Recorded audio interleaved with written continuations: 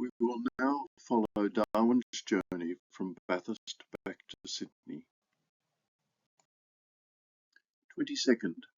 I commenced my return, taking a new road called Lockyer's Line, in which the country is rather more hilly and picturesque. Lockyer's Line is the road south of the Great Western Highway, traversing the O'Connell Plains and following for some way the Fish River. Nearly 190 years after Darwin's visit, this is still a very picturesque road and well worth a drive. You turn off at Kelso, follow the O'Connell Road to O'Connell, and then turn left onto Mutton Falls Road, which more or less follows the line of the Fish River. We have had no success in locating the farm of Mr. Hughes, to whom Darwin had the letter of introduction from P.P. King, but it must have been roughly where it is shown on this map. Describing the Hughes farm, Darwin records in his diary, "The farm where I passed the night was owned by two young Englishmen who had only lately come out and were beginning a settler's life. The total want of almost every comfort was not very attractive, but future prosperity was certain and not far distant."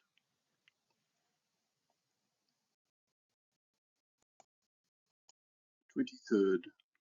The next day we passed through large tracts of country in flames, volumes of smoke sweeping across the road. Before noon we joined our former track and ascended Mount Victoria." Here our map shows Darwin's route from Hughes Farm, past bushfires, along what is now called Sodwell's Road and then Magpie Hollow Road, joining up with the main highway, ascending Victoria Pass, riding through Blackheath and ending up back at the Weatherboard Inn, where he had taken lunch on his outward journey. Back to the diary. "I slept at the Weatherboard and before dark took another walk to the Grand Amphitheatre." So, despite having already ridden something like 23 miles on what we can assume was another hot day with bushfires, Darwin then walked the return journey of 5.6 kilometres to revisit the Grand Amphitheatre view of the Jamison Valley from the top of Wentworth Falls. In other words, he walked the Charles Darwin walk again. This is an indication of the extent to which Darwin was impressed by this view. After all that activity, 24th, in the morning I did not feel well, and I thought it more prudent not to set out. Darwin actually stayed in the Weatherboard Inn on the 24th and the 25th. His diary then reads, 26th, escaped from my prison, having crossed the wearisome sandstone plain, descended to Emu Ferry. A few miles further on I met Captain King, who took me to his house at Dunheved. Here we can see Darwin's route to King's farm at Dunheved. As mentioned earlier, it is possible for us to retrace Darwin's route exactly here by following the main road from Wentworth Falls to Blacksland, and then turning left at McDonald's and following the Mitchell Pass sign. This will take you down the road that Darwin traversed, including crossing the Lennox Bridge at Mitchell's Pass, where you can stop and gain some first-hand experience of the Australian bush. Darwin then continued down to the plain, crossing the Nepean River on the Emu Ferry, and proceeding east until reaching South Creek, where he turned left to reach King's farm at Dunheved on the banks of South Creek. As we have mentioned, Philip Parker King was the commander of the Beagle's first surveying voyage. He was the son of the third Governor of New South Wales, born in Norfolk Island. At 4 years old, he went to school in England, and then when he was only 9, he joined the Naval Academy, and at 16, he actually joined the Navy. Between ages 26 and 30, he surveyed the Australian coast. Between ages 34 and 38, he took command of the Beagle's first surveying voyage. And then at 41, he retired to this farm near Penrith in 18 1832 after seeing off the Beagle on its second surveying voyage.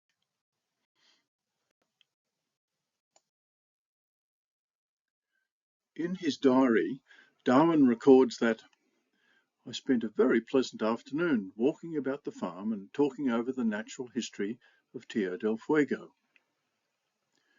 King had been an enthusiastic collector and observer of natural history during the Beagle's first surveying voyage, and had already published some of his observations. He and Darwin had shared the experience of spending months at the southern tip of South America. Reprints of a paper describing King's collection of barnacles and mollusks from the coastlines of South America had reached the colony by the time of Darwin's visit.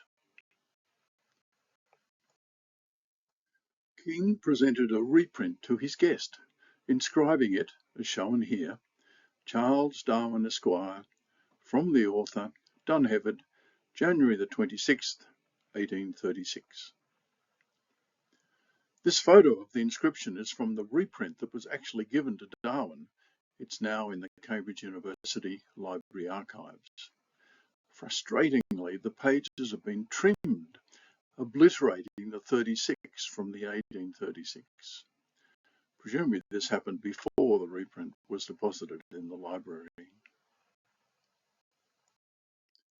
You will recall that when Martins had to be signed off the Beagle in South America, Captain Fitzroy had written a letter of reference to Philip Parker King, under whom Fitzroy had worked during the Beagle's first surveying voyage. It was to be expected, therefore, that Martins would have done sketches and paintings of King's farm. Here we have a sketch dated 19th of May, 1838. And here we have a Martins painting of a more distant view of Dunheved, with South Creek in the foreground, dated 1837. And here, sadly, is the site as it was in the 1980s. The farm remained in the King family until 1904, and the rambling homestead remained standing until the 1950s. By this time the land had been resumed by the Commonwealth Government for military purposes, and the house was demolished. The homestead site is in an area of cleared ground near the northern end of Dunheved Golf Course, very near where Links Road makes a 90-degree turn, on the eastern bank of South Creek, close to where the railway line, shown here, crossed the creek in the 1980s. As we shall see later, the King legacy is still very visible in this area, even though their house no longer exists. One interesting reminder of the King association with the Beagle is this 1839 painting by James Lethbridge Templar entitled Beagle, an Australian-bred horse by Skelton, the property of Captain P.P. King, R.N., Royal Navy. So P.P. King actually named one of his horses Beagle.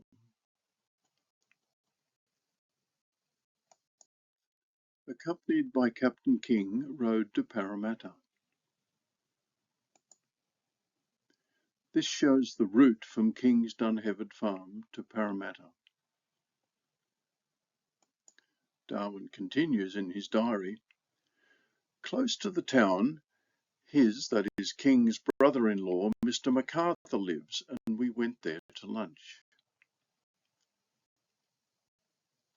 King's brother-in-law was Hannibal Hawkins MacArthur, and his property was called Vineyard, located on the northern bank of the Parramatta River, just east of Parramatta. Here's Hannibal MacArthur. He was born at Plymouth in England in 1788. He had come to Australia in 1805 at the request of his uncle, John MacArthur, to act as a business agent for John's many enterprises in the colony. In 1812, Hannibal married P.P. King's sister, Anna Maria, and the following year bought a property called Vineyard, one of the oldest farms in the colony. And here's a map showing the location in red of the Vineyard House and Garden on the northern bank of a bend in the Parramatta River.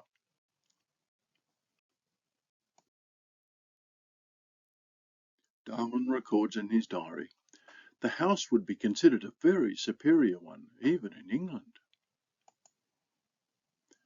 The very superior house was a grand two-storey Greek Revival mansion that was built by James Hewison, probably to the design of the architect John Verge, who also designed Camden Park for John MacArthur and Elizabeth Bay House for Alexander Macleay.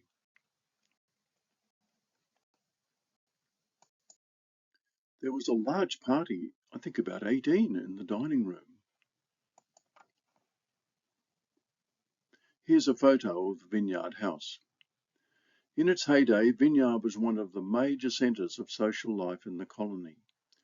So many officers of visiting ships were entertained by Hannibal and Maria that Vineyard became known as the sailor's home. The visitors usually arrived by boat. As we have seen, the house block extended down to the river. In those days, Parramatta River was a pleasant and busy waterway, and Vineyard had its own jetty. Among the naval visitors were the officers of the Beagle on her next voyage, mentioned previously. She spent a total of 10 months anchored in Sydney Harbour on 4 separate visits during that voyage.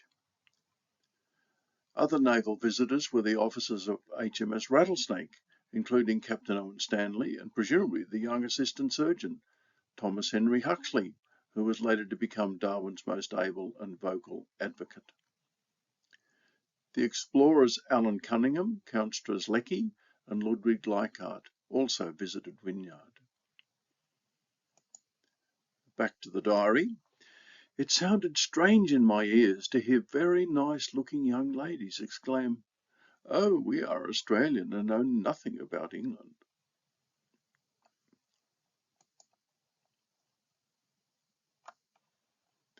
The nice-looking young ladies included some of Hannibal and Maria's 6 daughters. At the time of Darwin's visit, the oldest 4 girls were Elizabeth, aged 20, Annie, 19, Catherine, 17, and Mary, 14. Darwin was not the only person to be attracted to these young women. His Beagle shipmates later married 2 of them. John Wickham, the Beagle's first lieutenant and Darwin's close friend, married Annie in 1842, and Philip Gidley King Jr. married Elizabeth in 1843. Sadly, the house was demolished in 1961 to make way for an industrial estate. The red outline is a rough indication of where the house and grounds were located, right at the bend of the Parramatta River. Fortunately, some of the fabric was saved. The portico, shown here, was reconstructed beside the main oval, called the Village Green, at the University of New South Wales at Kensington in Sydney. In the afternoon, I left this most English-like house and rode by myself into Sydney. And here's the route that Darwin followed along what is now called Victoria Road, turning left into Punt Road, crossing the Parramatta River on a punt at what is now called Abbotsford, then rejoining the main road back into Sydney, where the Beagle was anchored in Sydney Cove. We can assume that the officers were pleased to see Darwin and eager to hear of his exploits. We can also assume that they would have told him of an important event that had taken place during his absence, namely the transport of 3 of the ship's chronometers up the Parramatta River to the Astronomical Observatory at Parramatta, to enable Fitzroy's chronometrical estimate of longitude to be compared with the astronomical estimate at Parramatta.